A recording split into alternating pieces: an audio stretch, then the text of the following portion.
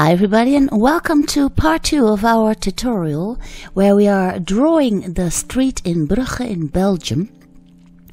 And in last week's tutorial you could see how to trace a reference picture to get to see your perspective lines.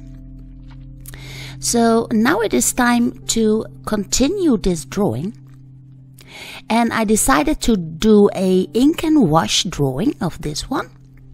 And I'm using 3 kinds of Staedtler fineliners: the 0.05, very tiny, 0.3 for the mid area, and 0.8 for the front area.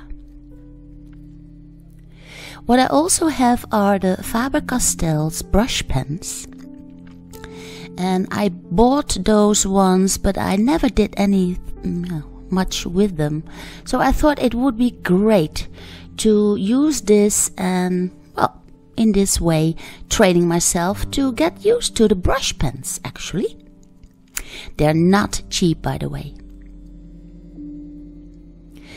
But first I want to start drawing in the most important lines, and for the background area I'm using the 0.05 Staedtler fineliner.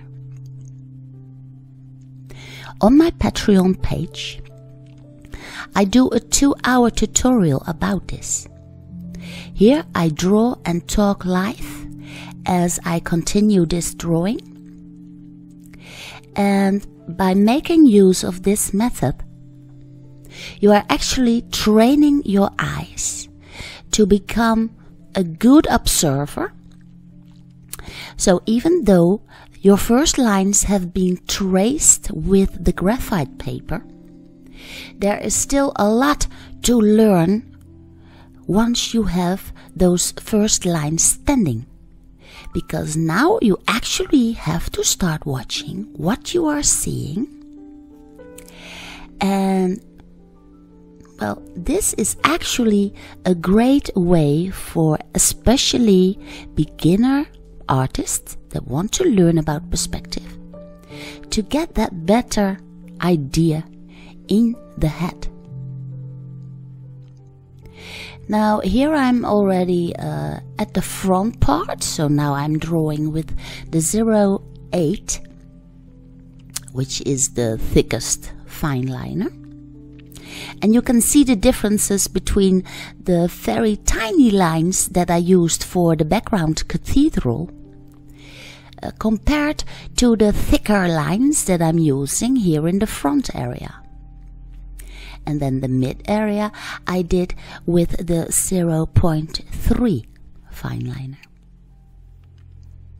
I also draw in a little bit of texture for the street and well, the brick stones of the buildings themselves. And once you are happy with what you've drawn in, then it's time to pick up some color. So not only are you training yourself to get to see the direction of the lines for the perspective, now you also can start training your eye to start and see the colors. Also the area that you want to leave white. What you want to leave white, you do not color in at all. Now I draw from back to front, and in the back the colors are much more vague than the colors in front.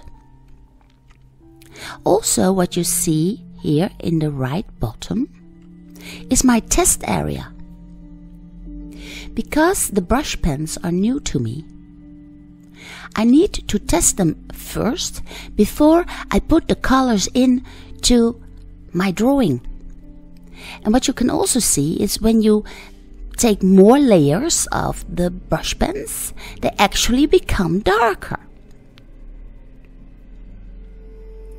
So I simply put in the numbers of the colors on my test area sheet, and then I put them into my drawing.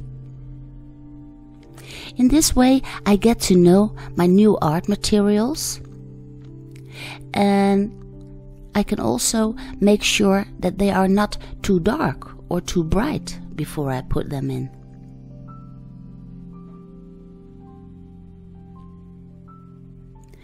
Of course, if you are already more acquainted with watercolor paint, then that is an excellent medium too to make a drawing like this one. An ink and wash can be done with a simple watercolor paint, or, as I do here, with the brush pens.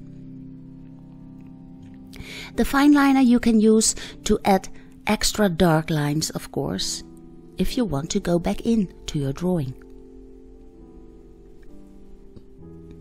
Now here in front there are a lot of dark shadows, but I'm also sparing out the little light parts that are reflected from the windows on the right and then back on the street on the left.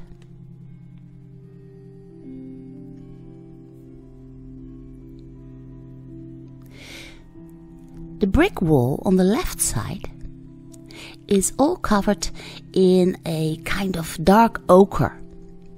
So I simply put in all the ochre I have in the whole of the left brick wall. Then I gradually, I build up the darker areas. Because I cannot erase the brush pens, I need to be extra careful. So you can always go in darker, but you cannot go back in lighter.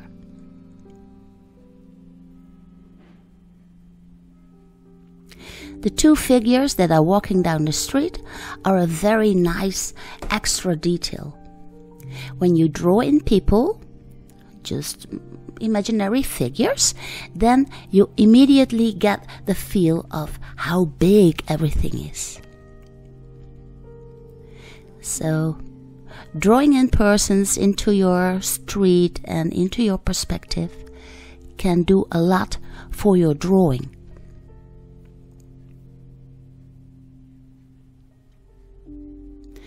As you can see, I simply put in more and more detail as my drawing continues. I put in some windows in my cathedral at the end.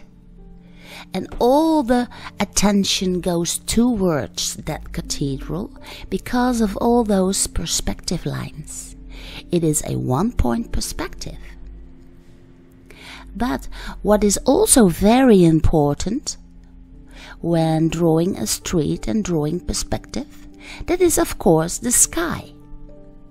The sky makes part of the perspective too. Now the sky area goes from bottom to top, from lighter to darker. So the higher up the sky, the darker the colors will be. You can actually also see the beautiful pigments of the blue and the complementary contrast with the orange-like bricks. So blue and ochre are very, very complementary to each other. I put in a little bit of gray for the underneath of the clouds. And then finally I want to put in some really, really dark blue way up on top. And then of course you can draw in all the detail more you want. You can actually draw in every little stone if you want. Just, whatever pleases you. But I love the way that it's looking right now. And I thought it was a very nice study for me to get to know my brush pens. You can just see me walking down that street. I love this. So if you think this tutorial was nice, please give it a thumbs up. And maybe you want to check it out on my Patreon page. You can download everything if you want. So for now, I will say I will see you again next Friday.